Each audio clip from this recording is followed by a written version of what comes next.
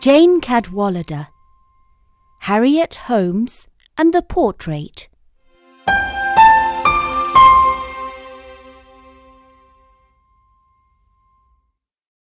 Methody School for Boys and Girls was a large stone building on a hill near a wood. Before it was a school, it was called Methody Hall and was the home of Lord Methody. Lord Methody was always angry with his sons and daughters. In fact, he was always angry with everyone.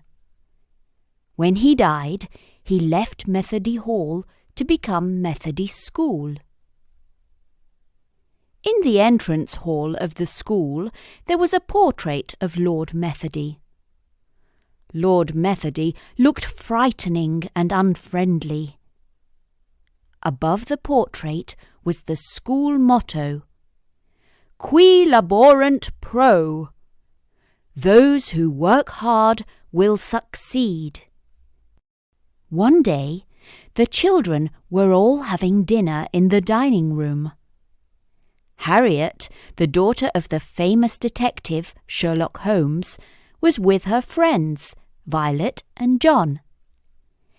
Everyone was excited because there were only 2 days before the school holidays. Suddenly, the head teacher came into the dining room and rang her bell. The maths teacher, Mr. Blackthorne, was with her. They looked very serious. There was silence.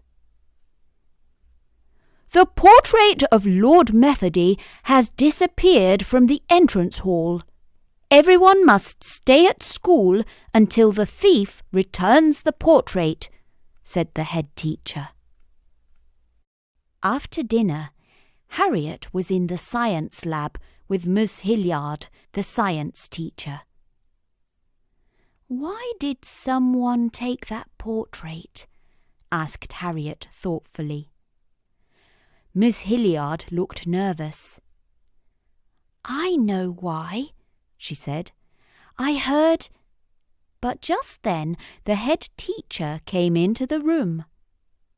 Miss Hilliard, I want you to go to the London Teachers' Conference, she said.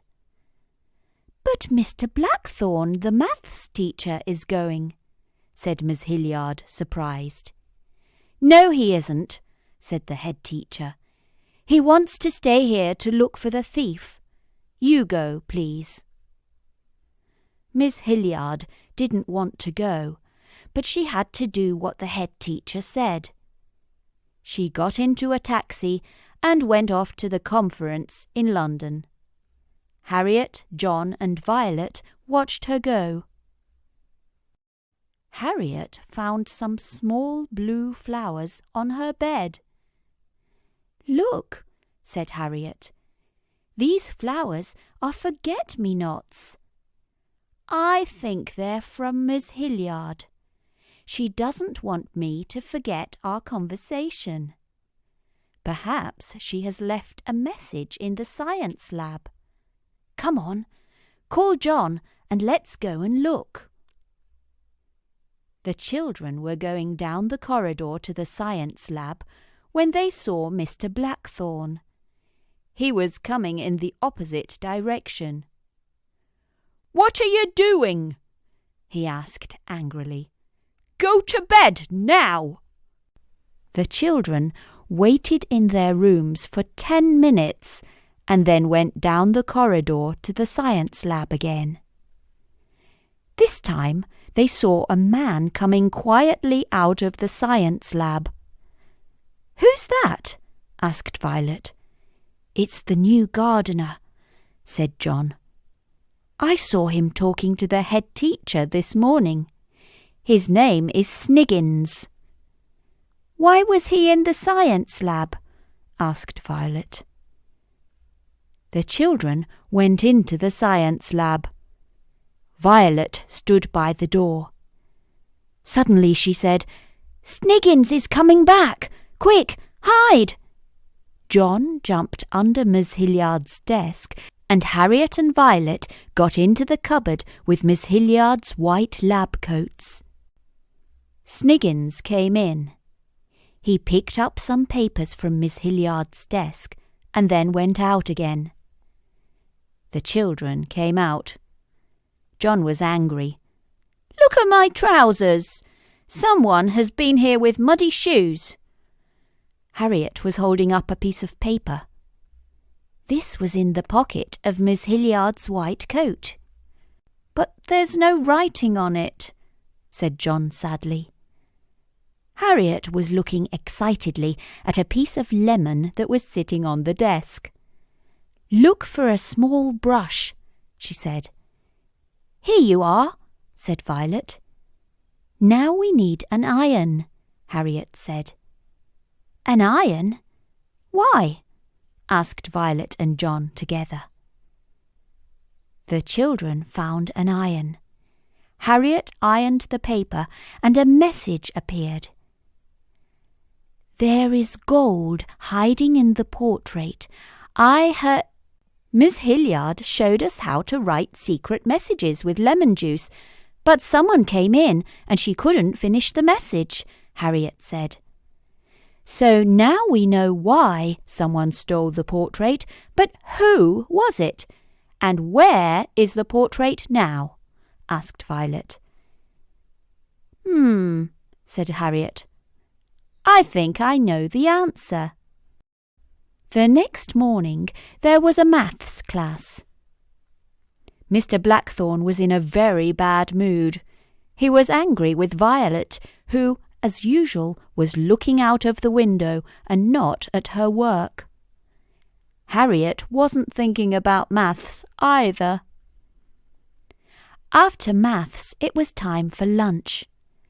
Harriet said, "Remember the mud and the leaf in the laboratory? I think the portrait is in the wood, and I think I know who took it. Let's go and look."